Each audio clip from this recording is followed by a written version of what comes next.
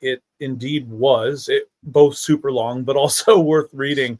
It took me probably a couple of sit down times to read through it, but this is what I discovered. This wasn't something he came to lightly. Obviously, this was a long, methodical process that he had to go through, and it was very, very enlightening. And there's a couple key points I'm really interested in talking to him through it, especially like his talking about the occult and different like spiritualism, because that tends to be people's first steps out of agnosticism, is kind of this like spiritualism, and he was very forthright with he did not want to even dabble with that, and so it was. So I'm really excited about. Really excited to talk to him, kind of walk through that, because it does seem kind of interesting, so yeah. And there's something atypical about a conversion after 30 some odd years to get to the point where like I'm gonna become a Christian. I mean, that's just it's not unheard of. But this is someone who comes from a world of computers and machines, philosophy, and these other things. And so I would say it's atypical to get that kind of a jump. I mean, look, you're a Christian. Do you have people in your life who are converting over in a similar fashion that you see reliably? Or is this pretty surprising to you? To someone of this, he's a man of science. He's a man of coding and that kind of thing. And yet here he is now a man of faith. Yeah, well, I appreciate it, because I'm also kind of more logical and intellectual in that pursuit. And obviously, I would liken this to kind of, well, you read this in C.S. Lewis, right? How he came to Christ and how he converted. Right. It was kind of the same process. It wasn't a road to Damascus type moment. It was a long, thought out, methodical, but you have probably one of the well-renowned anyways, apologists for the faith in the 20th century, in C.S. Lewis, coming to kind of the same manner.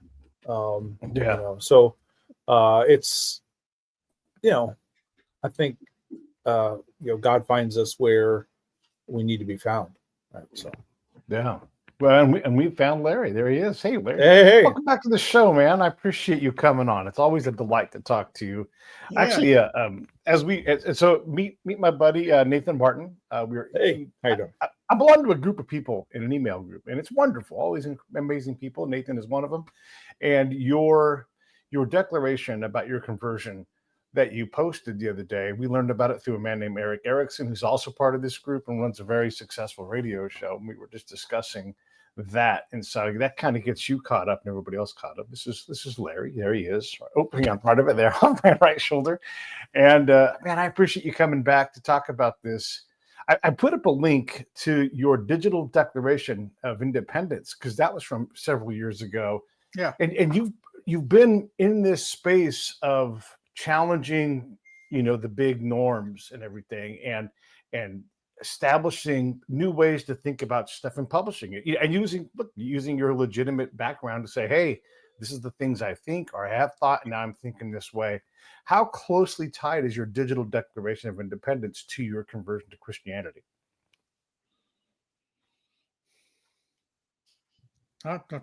Not very. Well, I mean, I suppose there's tangentially related.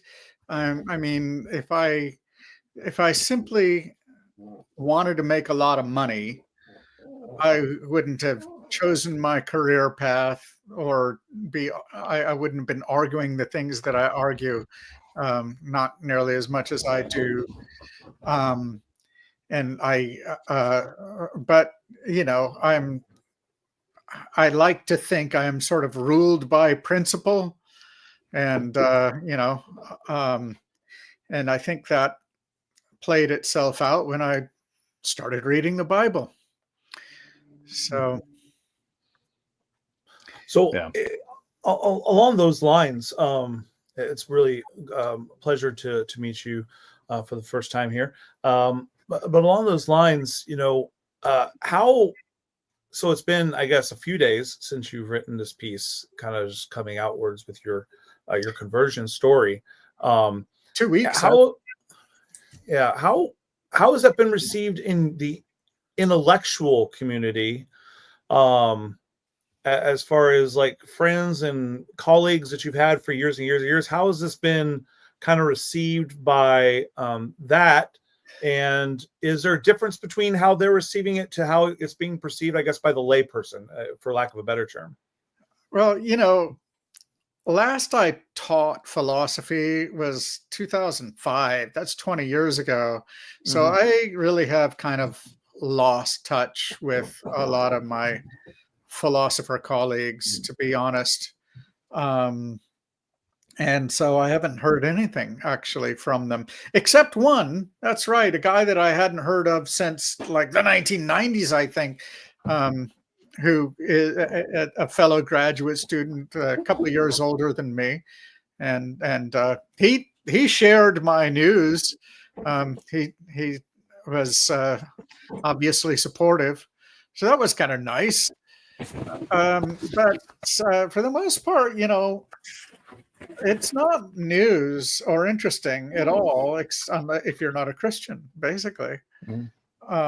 Which is actually one of the reasons why I was so surprised, because I thought, well, first of all, I mean, there are a few Christians who follow me, and they're supportive, but not that many. And I didn't expect it to go viral or anything, because it's just, it's another conversion story, and not even one that most people can relate to, right? That's what I thought. I didn't realize that they would actually. So, yeah. And if I just have a follow on, I have quite a few friends who are apologists, and one thing that in our talks that we give to parents and youth leaders and all this stuff is that you can't be afraid of the questions. And I thought it was very, very telling, very at the very beginning of your piece. And you kind of echoed it through, and actually you kind of wrapped up. You started with it and you also wrapped up with it. You're just one who asks a lot of questions. Yep. And that really hits home, because I was also that kid, right? So I was son of a preacher, grandson of a preacher, great grandson of a preacher. Okay. But I still had a lot of questions, but fortunately I also had a dad who loved answering questions. And kind of, sorry about that. No, you're fine. Kind of fomented that intellectual curiosity, as in this intellectual curiosity is not incompatible with our faith. In fact, it is very much a part of it, right? And I agree. I never would have been told that, and I never thought that when I was a kid, and so it's pretty important that we try to change people's views on how they understand these things, I think. I completely agree with that. And so, yeah, I was really excited to read your piece and kind of think about, we all kind of internalize these things based off our experiences, right? But I was like, I was kind of thinking, it was like, wow, we were kind of the same fork in the road type speak in our teenage years. And I went one way, obviously. I've been a Christian for a long time, and you went away on the intellectual path. And it's amazing how we went those separate forks, but God always manages to kind of bring us back to where He wants us. And so I was reading it kind of from that vantage point, and it was just really really interesting to me, but also made me, I have 12 kids of my own, and I'm thinking to myself, like, I have to be very, very careful with the words I choose. Like, I have to, oh, I don't know that's an okay answer, but I don't know is not as good as, you know what, that's a great question. Why don't we try to find the answer together? And that really speaks to, like, because we see a lot of kids are moving away from the church. Our society is moving away from the church. And I wonder how much this lack of intellectual curiosity kind of plays into it. I think it could play quite a bit, actually, unfortunately. It's certainly true in my experience, anyway. And if anything, kids are taught more than ever that it is right and appropriate. In fact, it's the only good way to question authority. Well, maybe not all authorities, but anyway, to question stodgy old conservative authorities for sure. And it's so, and if you're dealing with a culture in which kids, even preachers' kids, are they're exposed to that a lot, then naturally they're going to have more questions, and unfortunately or not, we older folks have to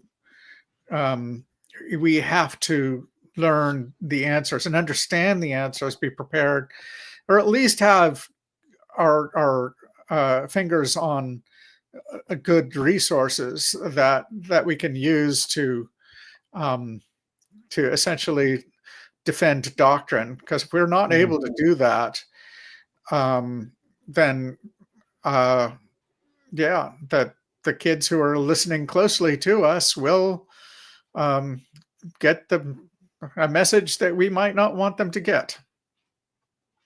I'm curious, Larry, you being a philosopher in training and having taught it, there's so much philosophy in the Bible and or adjacent to it, Augustine's work, or Paul is obviously a philosopher that talks about love, but there's also, all of the reformists, Knox and Luther and all them dudes. So what are your thoughts in general on how you see, while you have your philosopher's hat on, how do you see these various philosophies? How do I see the various philosophies about what? Well, just, the different works that come out of the ways to Paul talks about love almost nonstop, right? And there's quite a bit of that in there. And so there's all these different things that they're going into in terms of philosophy. Would it address your question if I were to explain why I think the Bible is in fact very philosophical? Sure. Yeah. So I'm working on a book called God Exists, and it basically is an attempt to explain the reasons that I came to, but not just explain those reasons, but also to develop them in a sort of systematic way. And one of the last arguments that I make is something I call the argument from consistency, which is part of the argument from revelation. You can't really defend the Christian faith if you don't argue that the Bible is reliable in some sense.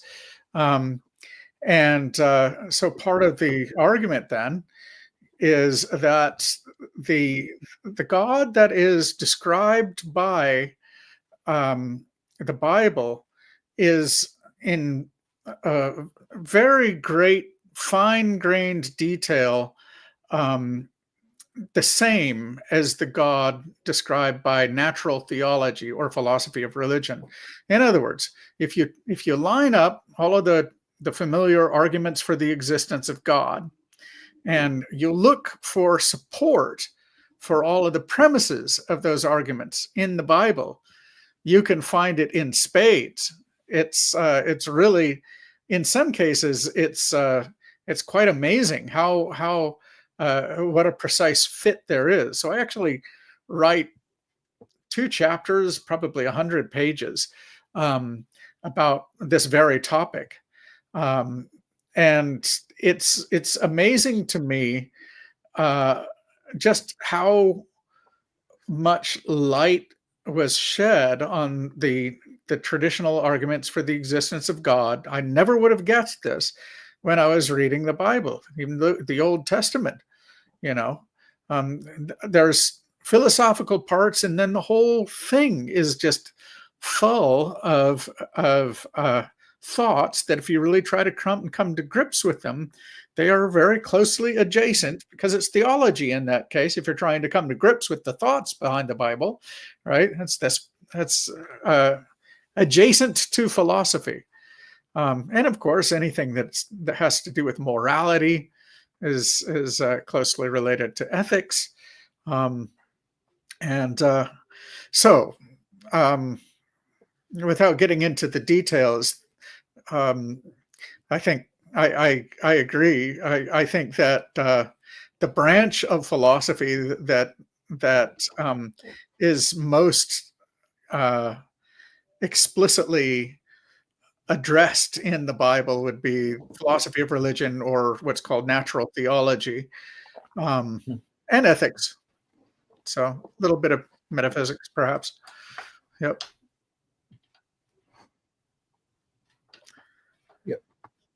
So I've always been, it's always been kind of fascinating to me to see how different sects of Christianity address the mind, and the ability of the mind. Like, we all understand kind of loosely how we're kind of this mind, body, soul. But it seems like I come from a Pentecostal tradition, right? So very emotive, right? Very much feeling, and we're really good at that. But sometimes we weren't the best at the mind stuff, right? But then you got the high church, right, where you have Catholicism and Episcopalians, and etc. And they're very good at the kind of the mind thinking part of it, right? Not so great at that. So for you in your journey, obviously you really focused on the mind, and we understand that. But how is the incorporation of those other pieces have you seen fit since your conversion as well, with kind of the overall you aspect? I'm not quite sure I understand the question. Like, how have I been changed? Is that the question, or is? Yeah. So, like, obviously you're very intellectual. Like, that's where you were. That's where your kind of natural place is, right? Yep. But like, kind of the emotive stuff.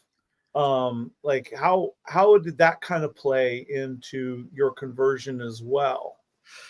Well, you can't really be converted unless you have a relationship to God, and a proper relationship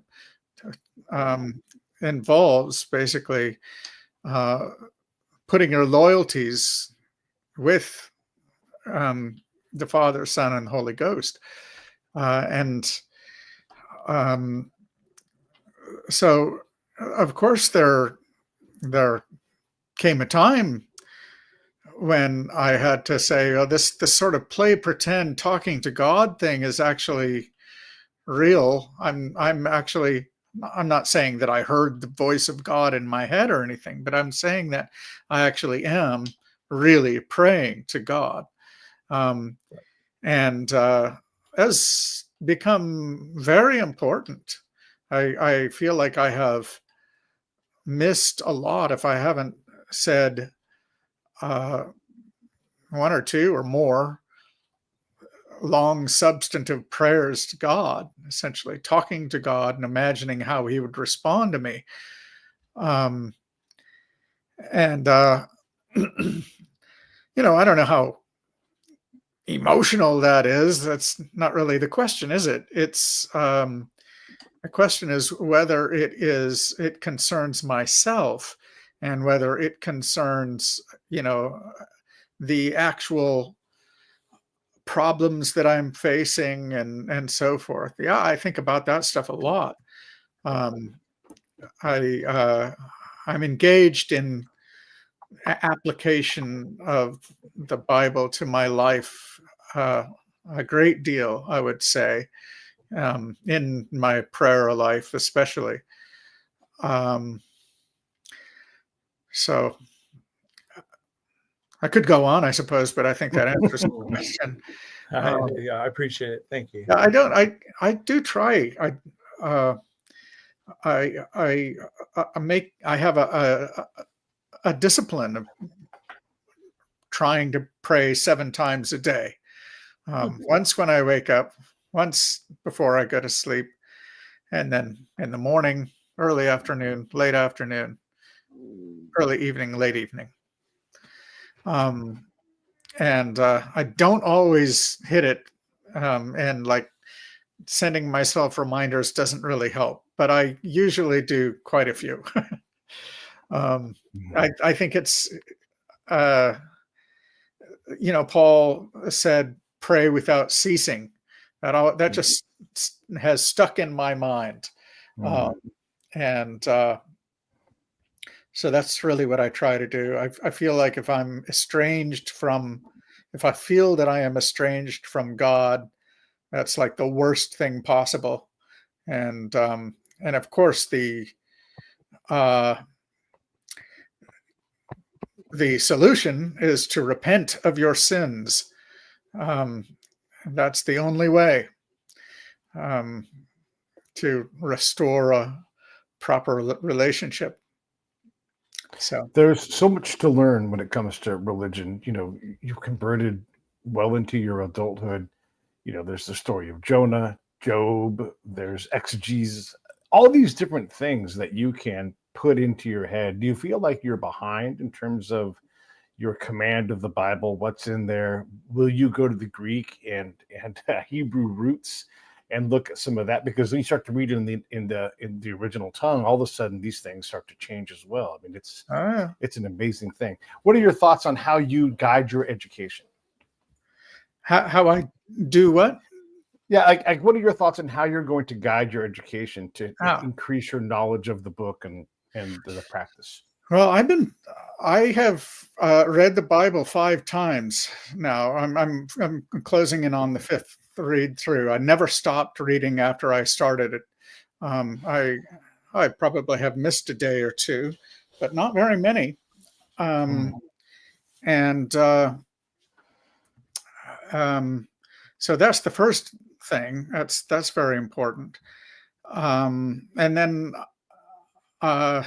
you know, within the first couple of weeks of reading the Bible, I was already consulting like a study Bible, the ESV study Bible, and then I started, when it didn't have an answer to a question, I would look up commentaries in BibleHub.com, which is awesome. I mean, it's got this massive trove of free commentaries, mostly, like from the 18th and 19th century, but really good stuff, like Darby and Gill so I enjoy that. I enjoy the process of answering my questions about the Bible. The first time through was quite a struggle. It was not only was I trying to answer all the questions that I had, but I was trying to do it in 100 days all the way through the Bible. So it actually took a lot of time out. At the time, I was sort of between projects. So I had a little time, but nevertheless, yeah, it was and it was sort of emotionally challenging, right? Because it required that I change my point of view about some things if I were going to take the text seriously. And it's not that I decided I was going to do that in advance. It's just I found myself doing that. Um, and but now I've got several things going. So I've got a like at the beginning of April, my Bible study group will be finishing the a 2-year plan to read both testaments, the New Testament twice in that time, and also either watch or read introductions to the books, and those who could were supposed to do reading in study Bibles or commentaries or whatever. And I actually chose the ESV Study Bible, which I had used, several times before, but this time I actually read the whole thing, almost. I think there were a few times when I just couldn't keep up with the reading and doing that and everything else I had to do. But like 90% of it ish. It's a lot. It's a lot. And I read the Bible first this time around. It'll change next time. But first I read the NIV, then I read the KJV. That's a nice little combination, really. The NIV sort of gets you a notion of what the text is saying. And then, by sort of reminding me of what it says, that makes it easier to read the KJV without looking things up as much as I normally would have to. But I feel like I'm much closer to the text because it's so literal. The KJV is, and that it's anyway. What else? In my Bible study thing, I make a point of posting. Well, not every day, but I'd say every other day or so, some substantive comments, often more than one, about something. Just whatever caught my eye, I'll talk about it, And then, in addition to all that, whenever I'm out on my way to to a park to take a walk and back and some other things, I'm listening to theology, and you can listen to a lot of theology riding in the car. So, like right now, I am listening to a couple of different books. I'm listening to "The City of God" by Augustine, of course, and also there isn't an audio book version, but what I do is I just have it read to me. It just you can, if you set up your iPhone to do it, you can just take two fingers at the top of the screen and drag down, and it will read all the text on the page or in the document that is open. So I do that, and it automatically goes through pages. So it's almost like an audio book. I've been doing that with historical theology, is what it's called. I've read a few different, gone through one course of lectures about theology, and I've read all of John Frame's theology. And I've read a number of books about theological topics, quite a few actually. But most of my time actually is spent like going through all that. Yes, it's Greg Allison is his name, the author of the historical theology, which I guess is probably a seminary text. It seems to be written that way, but it's really good. And yes, I'm learning quite a bit from it. A lot of times, frankly, I still have questions about this and that, and I will just ask ChatGPT for and I tell it in advance in the sort of instructions to the model, what what your preferences are. Essentially, it'll let you do this. So I say, always quote the KJV at me, and always, I come from a sort of Arminian Protestant point of view, but also one that is interested in philosophy and theology, and so forth. And it just like adapts to my proclivities very nicely. And I learned a lot by, asking it questions and debating with it even more. And okay, and then another thing I'm doing is half an hour every day, 5 days a week. Anyway, that's the minimum. I work on the book that I mentioned before, God Exists. So that's how.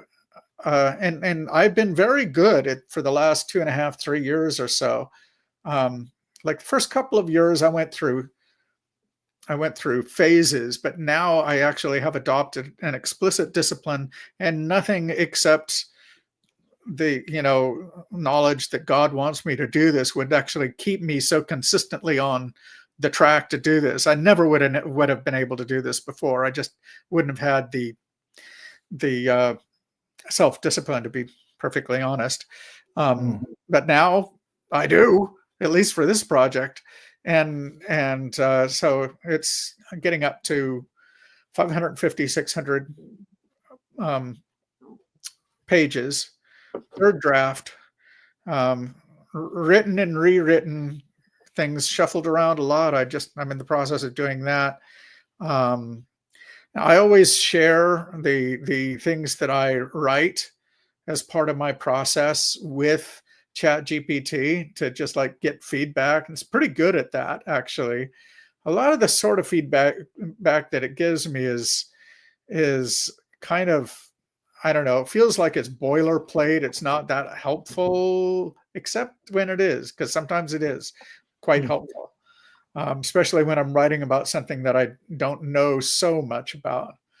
But I have probably done enough reading and study in the last 5 years to put me on a par with somebody with an MDiv. That's what I figure. So, but I don't know. Maybe not. But I'm continuing. It's got to be approaching it, right? Like that many years of close. studying. Yeah, I mean, that's pretty good. And it's got to be pretty close, because there's only so much work you do for an MDiv, of any kind of sort. And then the other thing is, I wanted to ask, who's guiding this? Is it self-guided, or do you have someone that you ask your questions from? It's not totally self-guided, no.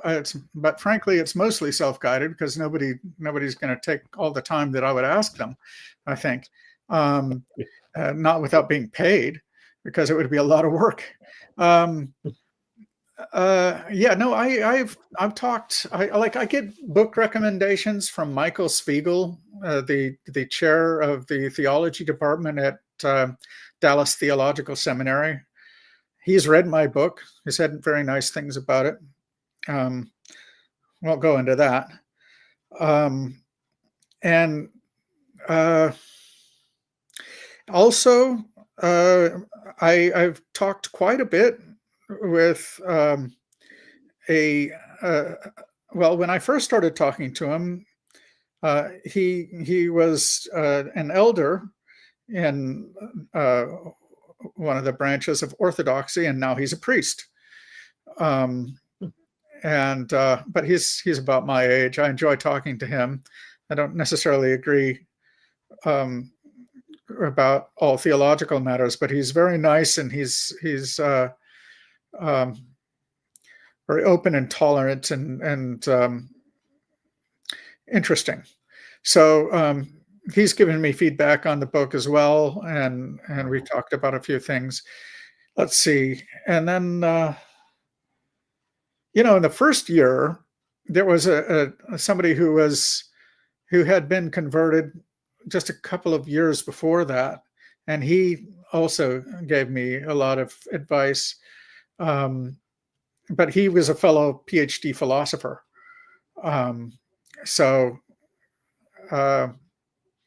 I appreciated him and his help. Oh, and then there was a guy when I actually started trying to go through a systematic program of theological study. I wrote it all out. I still have the plan. Never actually finished the plan. It's changed since then, but whatever. I ran it by a guy who is an adjunct professor. I forget where, but he has a website online, which is basically a bibliography of Bible studies and theology. And I think I reached out to him with some questions, and then we got discussing, and he helped a lot, but we kind of lost touch there. But I appreciate his help a lot. He really did. We talked on the phone a few times. He gave me a lot of book recommendations and so forth, and I followed them. Well, there's one other thing that I did. I actually wrote over 500 pages of study notes about Genesis. That took me like 3 years. That lasted from like That's a MDiv by itself. Yeah. Yeah, I was saying. Yeah, that's 2021 to early 2023 or so. I wasn't reading the Bible as closely, except for Genesis at that time, but I was still trying to read it. But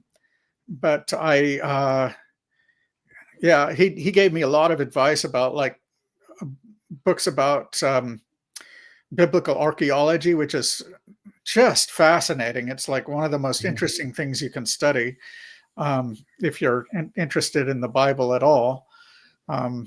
And so I read some ancillary texts, and from near the ancient Near East, basically trying to answer questions about whether it matters, how to solve issues of or challenges based on the similarity of the story of Noah to like the Atrahasis and parts of even Beowulf, not Beowulf, sorry, the other ancient epic. It's on the tip of my tongue. Anyway, what's that? Odyssey? No. Oh, Tristan and Isolde? Gilgamesh. The epic of Gilgamesh. Yes. Right. Anyway, yes. So a little tired. I've been, you interviewers have kept me very busy over the last week. You keep yourself busy, man. Have you seen all the stuff that you do?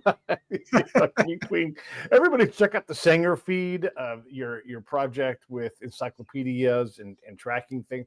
Like there's all the different pages. I'll put some links up there for anybody interested in what Larry does if you don't already know Larry's work. Larry keeps himself busy in addition to being great. I do. I was about to say he just threw in that he casually wrote a 500 page it's on Genesis, just in his spare time over 3 years. Right. Yeah. Well, I actually thought that I was going to like continue studying the Bible in that way. And I actually tried to start Matthew, but it was getting so long that I didn't even quite finish Matthew chapter 3. But I've got about 100 pages about Matthew 1 and 2 and half of 3 though. So just throw that in there. How does music interact with your faith? I mean, for me, it's a big part of what I think about how I was raised. My dad had he had a master's in divinity, but he also had an undergrad in sacred music, and so it's just a big part of it. And there's something about the human experience and resonating and sounds and choirs and stuff that just it works for people. I'm shockingly inexperienced at that, and I need to get myself to church. I know, and as a result, I probably know the hymns better from my childhood than I do from the half a dozen times I've been to church in the last 5 years. So we can talk about that if you like, but I don't. I couldn't sing any hymns. I'll swing low, sweet chariot, maybe. Yeah. Yeah, but like when I think about is there a God, and I question, what I believe and everything, I think about Silent Night. This comes downloads from God. I think about Frank Stallone, who said, God sent me the gift of being able to play music in one download, right? And you can say bullshit, but there's Frank Stallone saying, no, I didn't know how to play anything. And then the next day I had this musical ability, and he can sing, dance, play. He's hyper talented, right? And this comes from somewhere. When you walk upon the Duomo in Milan, you're like, whoa, like there's evidence of God right there, because you don't build something like that if you're not inspired by something big and pure. Yeah, my fiddle playing hasn't really gotten better since I converted. In addition to the things that you do, I'll put a link up for your YouTube page. That wasn't really a work of grace.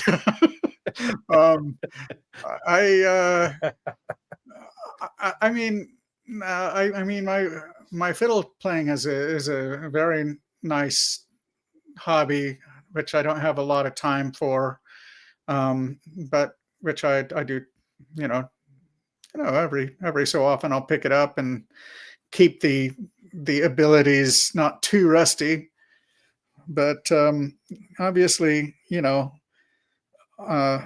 Irish traditional music is not exactly sacred music.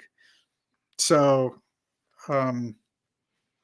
there is a tune called "The Man Who Died and Rose Again," for what it's worth.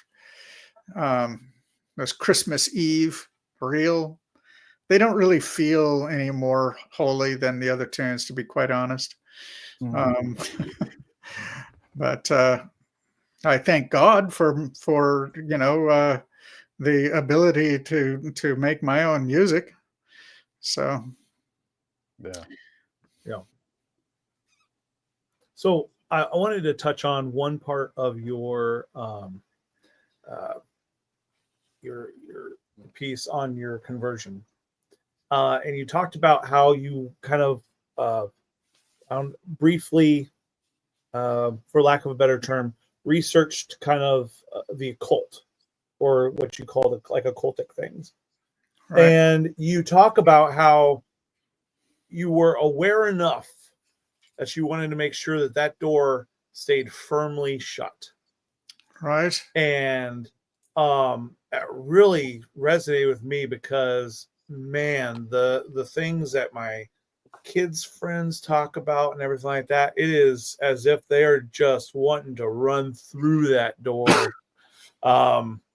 Right. What word of caution would you give to parents or people who are listening to this about keeping, like, why you felt the need to keep that door firmly shut, and maybe what we can garner from you of keeping that door firmly shut, dealing with kind of this spiritualism? Because I was talking before you jumped on, it does seem like the natural progression seems to be for agnostics go from agnosticism to kind of the spiritualism before Christianity. And it really seems like you never really did that bridge. You went like, hey, I'm going to go dig into the Bible, and there was a short bridge. There was a short bridge there. It wasn't spiritualism. It was deism. Okay. Yeah, no, there was a point where I said, yeah, I see the reasonableness of the idea of a designer of the universe, but to explain, well, no, to accept everything else that the Bible says about God would require that I buy into the Bible, and I hadn't even finished reading it. So and I knew so little about theology at that time. So just the sorts of things that a teacher, a non-Christian teacher of the philosophy of religion would know, which is not much, frankly, in my case anyway. So I can only tell you how I think about approaching the occult, and my view, I guess, was formulated even before my conversion, but it's become more refined. So I'll give you my present view, which is simply that what the occult is the successor practices and beliefs of ancient polytheism, and especially the mystery religions. Now, a lot of the stuff that like the New Agers believe is just, revivalism. They got their hands on some medieval manuscripts or whatever, and they started studying them and the rest of that. But even that stuff is continuous with ancient traditions, I think. And a good way then to think about what's going on when you're dealing with the occult, I guess, is that you are dealing with attempts to contact, make use of, interact with, benefit from the spirit world independently of God, and in ways that are defined essentially by, as it happens, groups that were formed in reaction to the Bible to a great extent. So a lot of like modern occultism makes use of biblical language, biblical symbols, the Rosicrucians, the rosy cross, the red cross, and there's all kinds of temple symbology in Freemasonry, for example.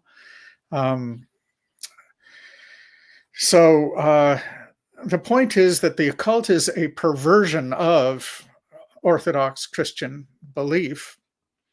And one thing that we're told about the Satan, and I think this comes from especially people who have studied the occult and just noticed this about what they do and then associated it with Satan, because a little harder.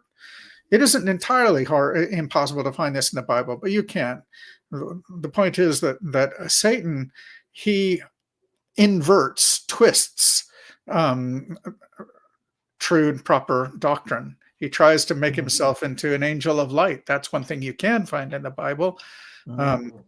He tried to make himself equal to God, or at least if you think the certain passages from, I guess, Isaiah and Ezekiel are representative of Right.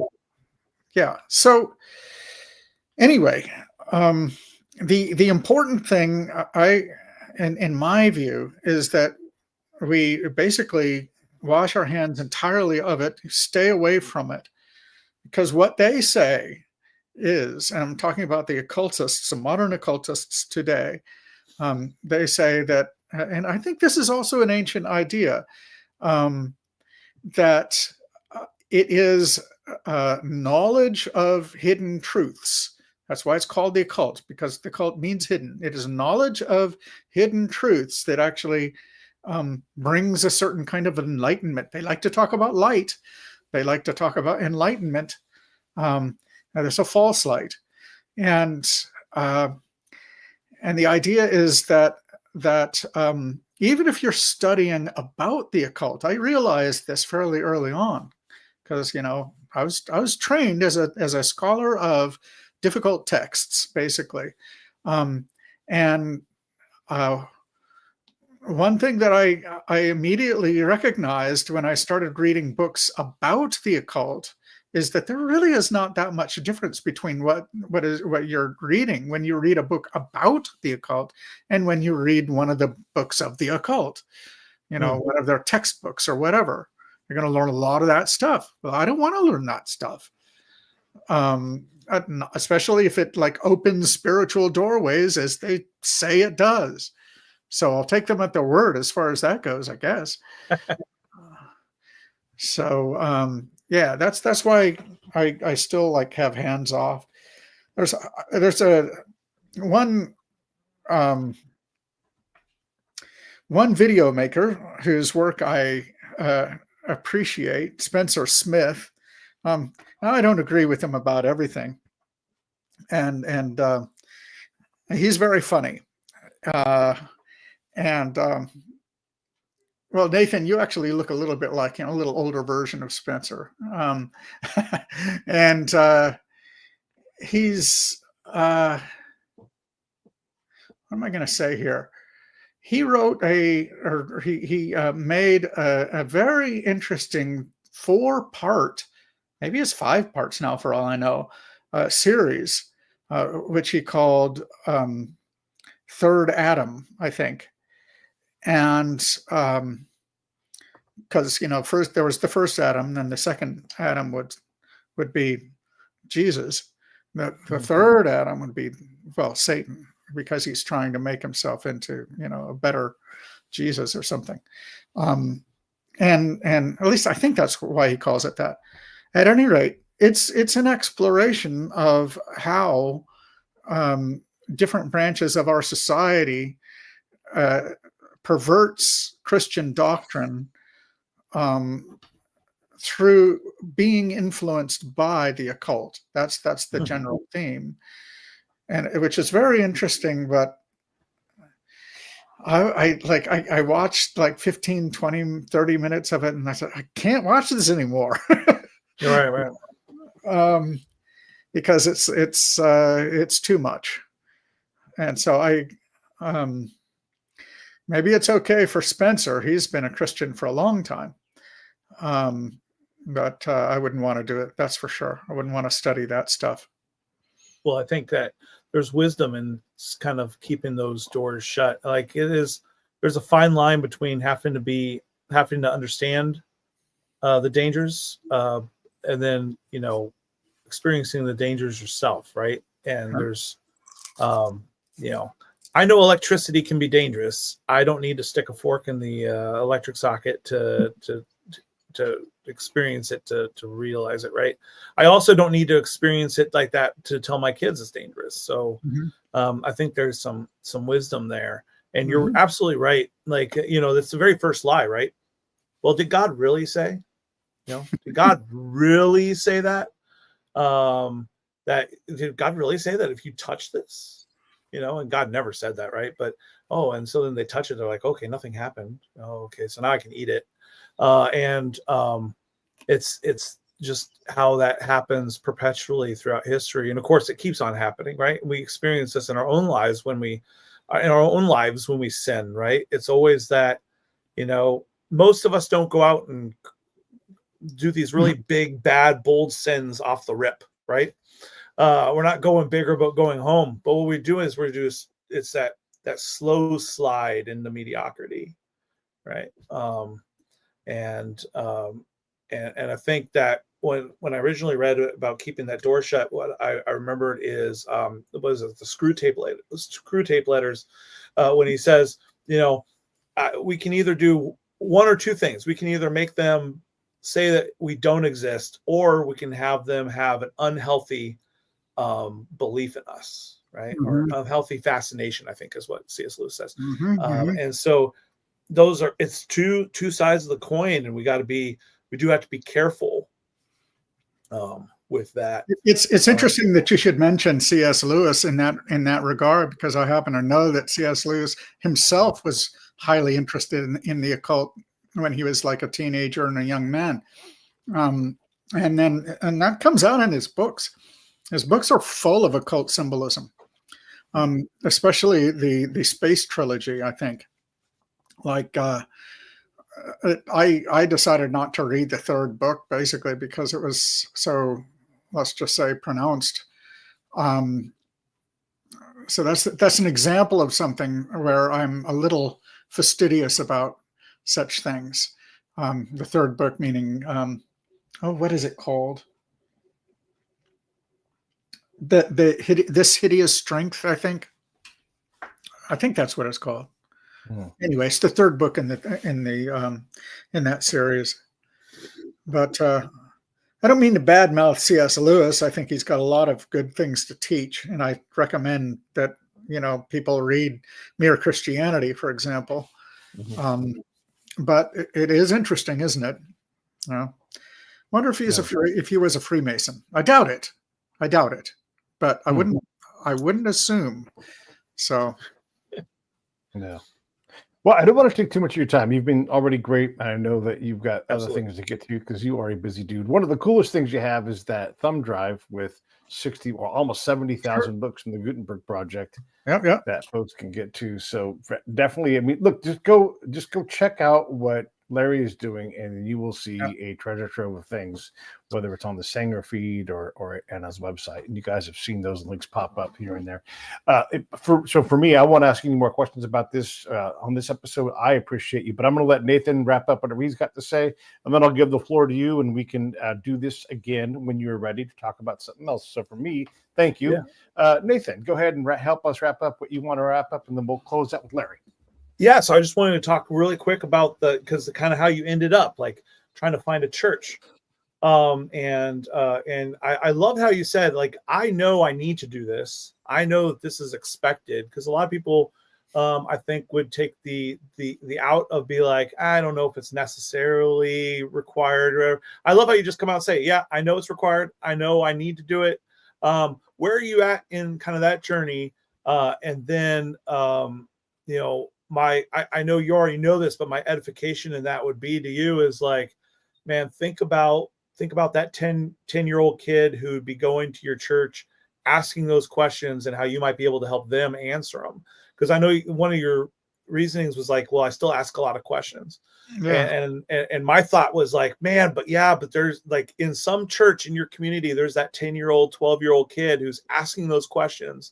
Yeah. Who needs to have you sit down with him and answer some of those. That would be my edification. But like, where are you in that journey? You're right. I know that, and I'm sure that there are important things that I have to learn from a church, hymns, for example.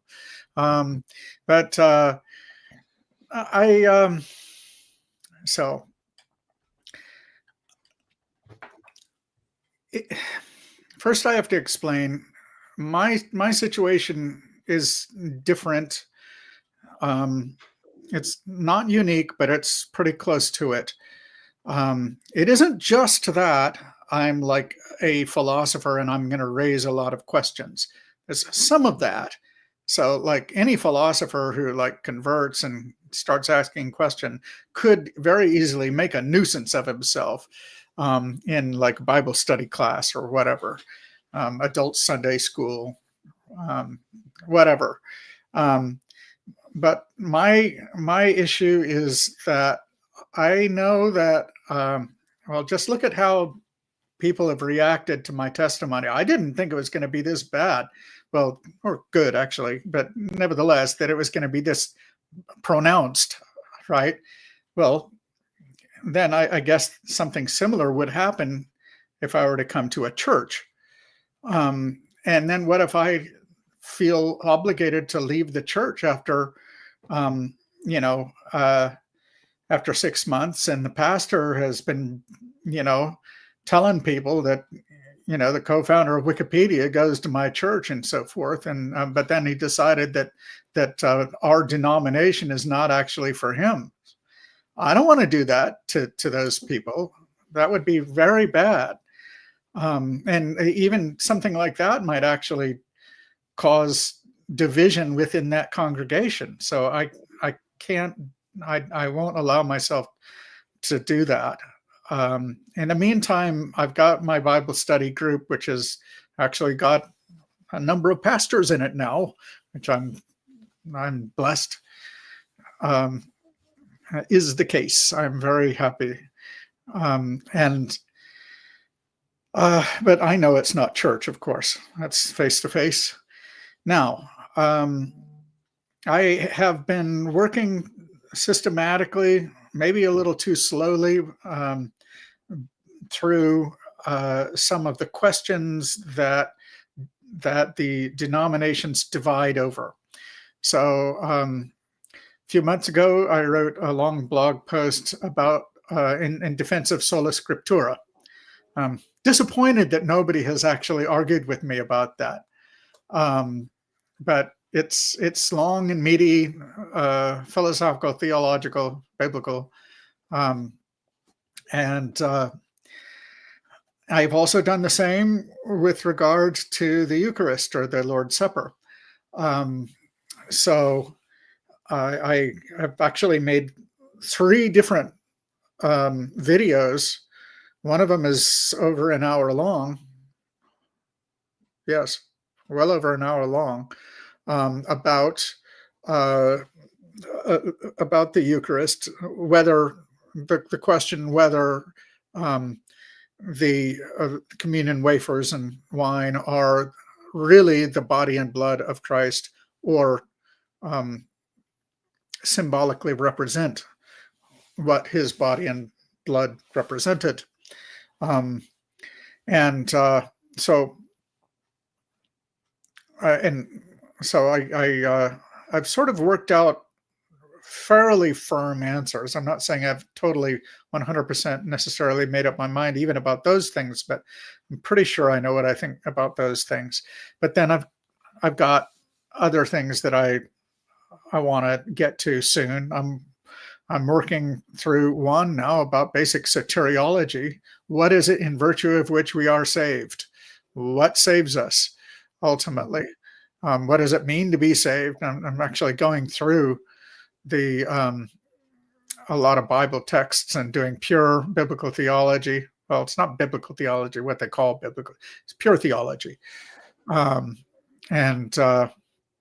But heavy use of the Bible and other things. So my most recent blog post, I actually ask for help reducing all of the differences between the denominations to a set of questions, such that if I answered all of the questions very well, then I would know precisely what my denominational home should be. That's the idea. So, you've seen these "what denomination am I" quizzes. So it's like a more serious attempt to get very clear about like sort of the minimum set of questions necessary. And it's about 15, 20, I think. I was thinking, I don't know if I will do this, maybe not, but I was thinking of like just going through all of the questions and like beginning with one paragraph answers and then expanding the answers or something like that. I don't know. But I know what I think about, what I am inclined to think about almost all of those questions, if not all of them. It's just that it's one thing to lean in a certain direction. It's another to be familiar enough with Scripture and with the relevant, attempts to persuade theological positions that might persuade me or change my mind in the future.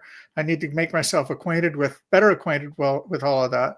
I mean, right now, like I'm saying, I've been going through this